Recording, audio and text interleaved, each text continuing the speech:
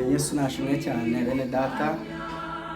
Uyu ni umwanya mwiza nanone ngira ngo tuganire ku ijambo ry'Imana. Nk'uko mubibona turimo kwigisha abana gusenga Imana no gutumbira ku Mana. Ariko hari ijambo nshaka kugira ngo basomere noneho bakomereze muri uwo mwuka. Imana yo mu ijuru ikomeze kubana natwe.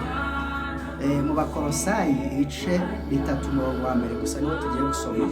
Haravuga ngo nuko rero niba mwarazuranywe na Kristo mujye mushaka ibiri hejuru aho Kristo ari yicaye iburyo bw'Imana.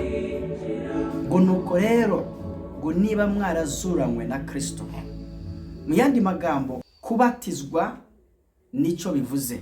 Iyo umuntu agiye mu mazi menshi agashyirwamo, biba bivuze ngo abasa nkaho yemeye gupfa. Kamere abashaka yuko ipfa, aba yemeye ko kamere ye ipfa, kamere y'ibyaha, kamere yanga Imana, yanga inzira z'Imana, yanga gukiranuka, kamere yishimira iby'ibyaha, yishimira ibyangwa n'Imana. Mu Bagalatiya ibice 5 niho hatubwira kuri kamere muntu, hakatubwira no ku mbuto z'umwuka w'Imana. Iby'umwuka w'Imana akunda bihabanye rwose n'ibyo kamere zacu z'abantu zikunda. Rero iyo umuntu yemeye kubatizwa, biba bivuze ngo yemeye yuko iyo kamere ipfa. Niyo mpamvu umuntu bamushyira mu mazi, bamwinika mu mazi. Noneho iyo bamukuyemo, biba bivuze ngo yemeye kuzukana na Kristo. Yemeye yuko ya kamere noneho ya Kristo yuko aba ariyo izuka muri we.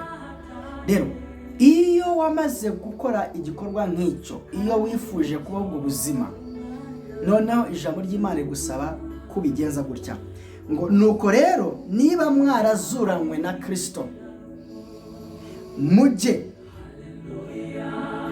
mushaka ibiri hejuru aho Kristo ari yicaye iburyo bw'Imana.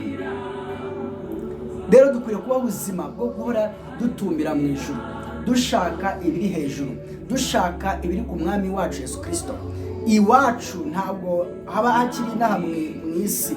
Nubwo isi tuba tuyirimo, ariko tuba tuyigendamo nk'abantu bafite kuzayivamo tujya iwacu. Rero kubera yuko inaha atari iwacu, tuba dukwiriye gukumbura iwacu, tuba dukwiye guhoza imitima yacu, intekerezo zacu, ibyifuzo byacu bikaba biri ku Mana, aho Kristo yicaye aho ngaho. Ibyo aba ari byo twifuza, aba ari byo twifuza. Ni byiza yuko tujya tugira igihe tukajya imbere y'Imana tugatumbira ku Mana, ukaryama gusa utekereza mu ijuru, wifuza ibyo mu ijuru. Iyi ndirimbo irimo kuvuga ngo nkunda kumva makuru y'umurwa, ngo umurwa uri kure ahatagera ibyago. Mu ijuru nta byago bibayo, nta muruhu bayo, nta maganya bayo, nta n'indwara zigerayo. Aho hantu bene data biba byiza yuko nkawe bakijijwe, nk'abana bacu dukwiriye kubibigisha, bakiga gutumbira mu ijuru, bakiga gushaka ibiri hejuru, gushaka ibiri mu ijuru. Nta marira bayo, nta miruho, nta rupfu rubayo. Ariko igitangaje bazajya mu ijuru n'ubundi nuko mu by'ukuri babaye muri iyi si bahakumbura, bahayifuza, bahashaka, bahanyotewe, batekerezayo, bahibaza, bumva bahifuza. Icyo ushaka nicyo ubona. Rero ni byiza no guhera ku bana bakiri bato, kubatoza kumenya gutumbira mu ijuru. Ni gute batumbira mu ijuru? Kwibaza ibiri mu ijuru. Iyo wigishije umwana ibiri mu ijuru, duhere muri Bibiliya, ukamubwira uti mu ijuru habayo Imana, Imana yicara ku ntebe y'icyubahiro, intebe y'imbabazi, intebe yo guhongererwaho ibyaha byacu. Ukamubwira yuko ibizengurukijwe n'abamarayika, ibizima 4, abakuru 24. Ukamubwira uburyo mu ijuru ari heza, uburyo mu ijuru nta miruho ibayo, nta gahinda kabayo, nta nzara ibayo, nta byaha bibayo, nta maganya abayo, nta miruho ibayo. Ukamutera kumva yuko ari heza. None ukamubwira uti tumbira kuri ibyo bintu, ureba Imana, ibyo nkwigishije kuko biri mu ijambo ry'Imana, nawe agakomeza bitekereza. Niko kureba ibiri mu ijuru. habayo gukiranuka, umwana akifuza gukiranuka akanga icyaha kuko baramwigishije ku byaha, umwereka yuko ibyaha ari bibi. Haleluya.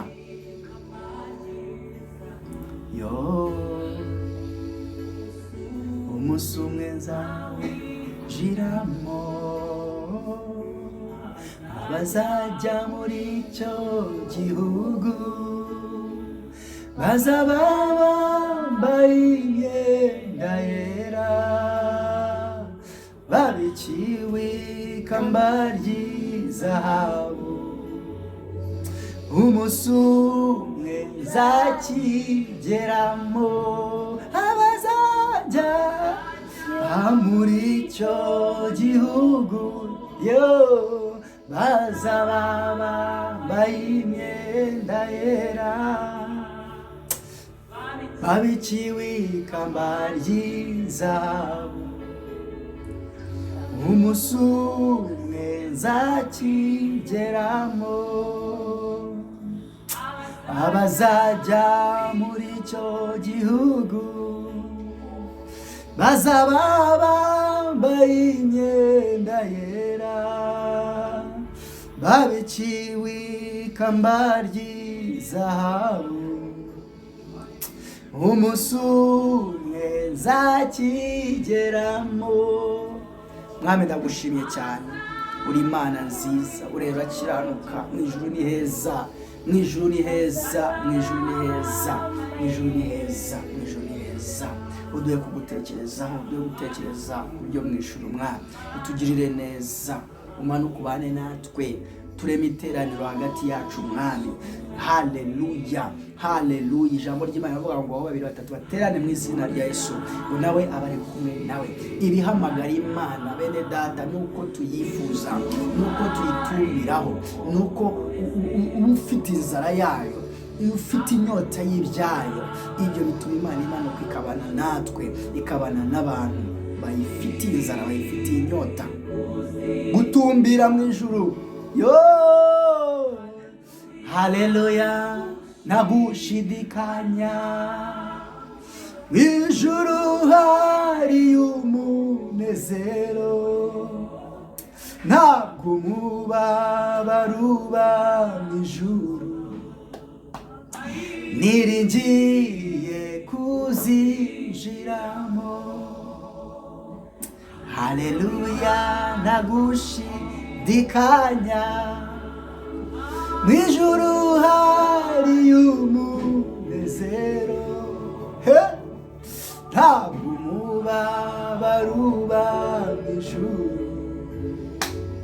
niringiye kuzinjira.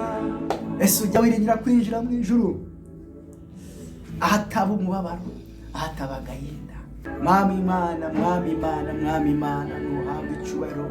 Ndagushimiye, ndagushimiye, ndagushimiye, ndagushimiye. Ngo bazaba bambaye imyenda yera, babiciwe ikamba ry'izahabu, niringiye kuzakigeramo. Nkunda kumva amakuru y'umurwa uri kura hatagera ibyago, kandi umucyo n'umwana w'intama umunsi umwe nzawinjiramo. Ndagushima, ndagushima, ndagushima Yesu. Habwe ikuzo Mwami, habwe icyubahiro.